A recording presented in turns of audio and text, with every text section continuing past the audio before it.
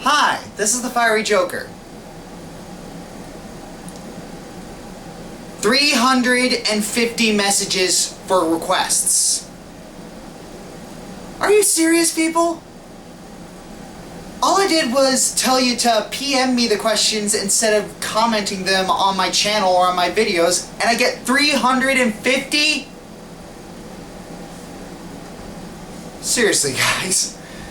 And because of that, I'm not going to be talking about any current events that are happening in the games industry right now. I'm just going to be answering a whole bunch of questions. A lot more so than usual.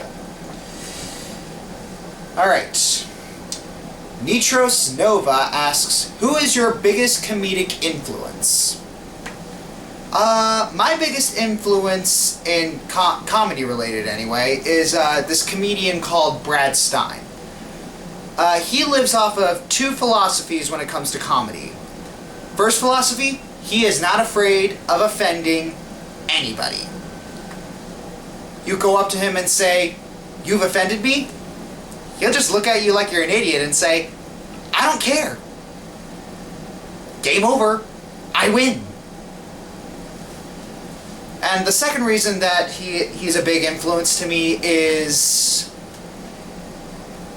well, he takes things very, very seriously. Seriously to the point of absurdity. And that's why it's funny. That he's even said that as a joke. It's like, yes, I am taking it too seriously. That's why it's funny. So yeah, that's why he's a big influence for me. I recommend checking out his work. It's really, really good. Next question. Twitboy3000 asks, what is my favorite anime? My favorite anime is it's a relatively old anime called Trigun. And I like it because, well, it starts out all bright and happy, and it's got a really great main character, and it kind of started the whole main character has a red overcoat trend. It's like, I really hate that trend, but this is the one that started it, so I can afford to give it a little bit of leeway. And the second half of it is actually fairly dark, and what I really love about this anime is how it challenges your sense of right and wrong. I love when an anime does that. Except for Death Note, and I'll get to that probably in a different video. If I make a top 10 animes, I might make that, but no promises. Alright, WWE Lover 170 asks, who are some of your favorite composers? Okay, I find it really funny that this question was asked by WWE Lover. That's pretty funny. Well, I really hate being cliched here, but Beethoven.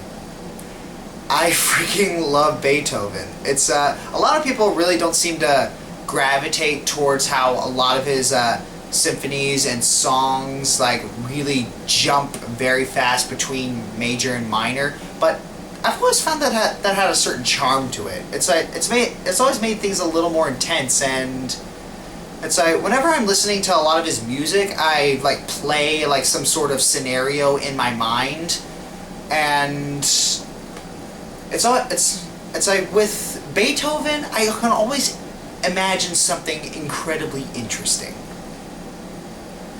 And if we're talking modern composers,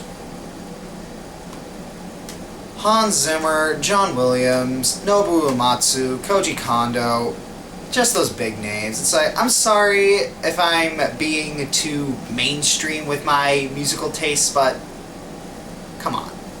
They're good composers. Alright.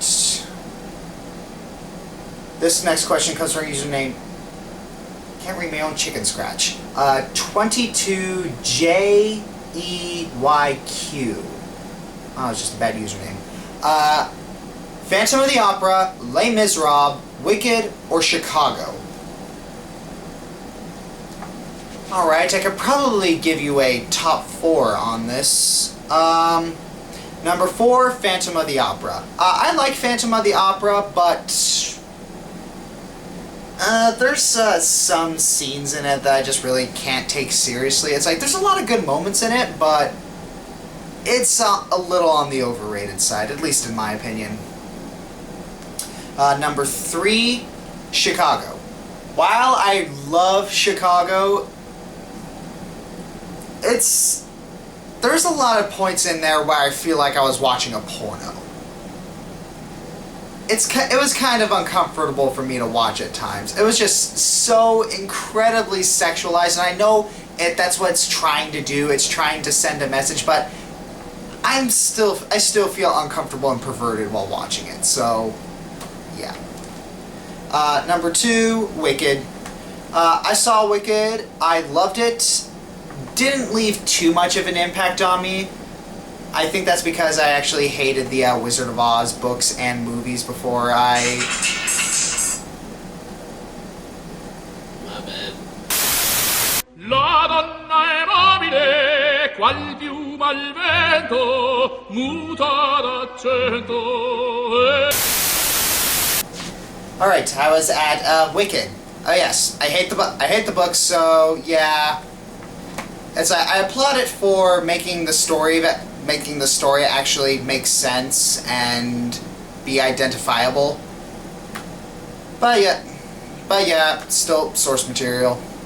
Number 1, Les Miserables. It's friggin' Les Miserables. It's friggin' Les Miserables. It's like, the music is awesome. It's got fun. It's funny. It's dramatic. It's sad. It's happy. It's fun. You just can't top it. And I'm really looking forward to the Les Miserables movie that's coming out. I really can't wait for that one. Alright. Purple Samurott asks, will you ever make a top 10 indie games? No. For the same reasons why I will never make a top 10 underrated games. Those things are not very well known. And it would be too hard to make. Tynan Z asks, what are your thoughts on the Kingdom Hearts HD collection?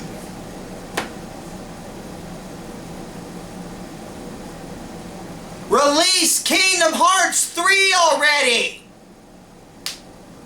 Ugh! You keep delaying Kingdom Hearts 3! Why? You keep on adding all these side stories and in betweens. It's really freaking irritating. So what's the point of making an HD collection for that game?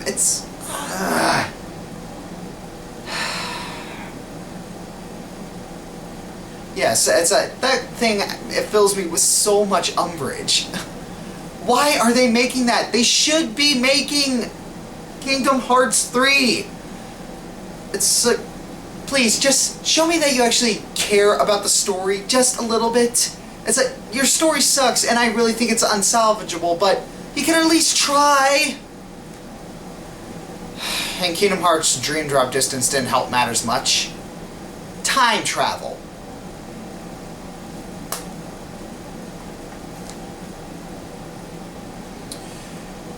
Alright, final question. Ulysses 9999 asks, who do you think will win in Death Battle's next episode? Goku versus Superman? I personally think it's gonna be Goku. Because, thing is, Goku is strong enough to bust a planet very easily. In just his Super Saiyan form. That's not counting Super Saiyan 4. And the thing is that a lot of people will say that Superman's only weakness is kryptonite. No, he's been beaten up pretty badly without the use of kryptonite. If you watch any of the like Justice League cartoons or read any of the comic books, he does get beaten up without kryptonite. And the thing is that Goku's senses are incredibly, incredibly sharp. So even if Superman were able to blind if Superman were able to blind Goku with like his heat vision or something. Goku's fought blind before. It's like Goku's fought with a ton of hindrances before. So I really think Goku's gonna win. Besides, Goku is stronger than Vegeta, and Vegeta can...